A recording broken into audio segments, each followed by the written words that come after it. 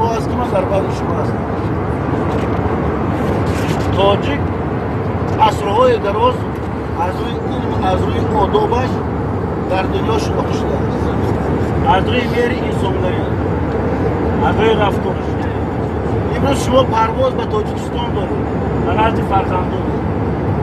آنچه که شما از دل خود میخواهید برای من یک شخص هستم که از همه چیز دیدار تامینه. اولا از دیدار شما تامینه. بزرگی من همین بود که شما بودید.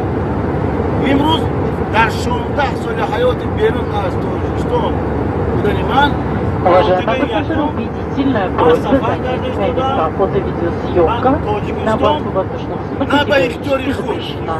Убедительная просьба займите места. برای همین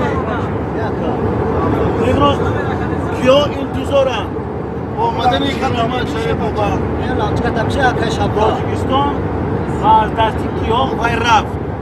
اینو دولت روس بود که خواهش اساسی آنها بود و در نزد پای پوتین افتادن.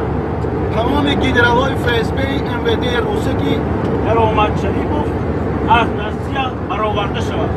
همچنان 23 سال بود من شهروند روس بودم، در قوای مسلح روس و شوروی اشتراک داشتم، لیکن این را به نظر نگرفت و امروز شد در حیات من که سفر به تاجیکستان باید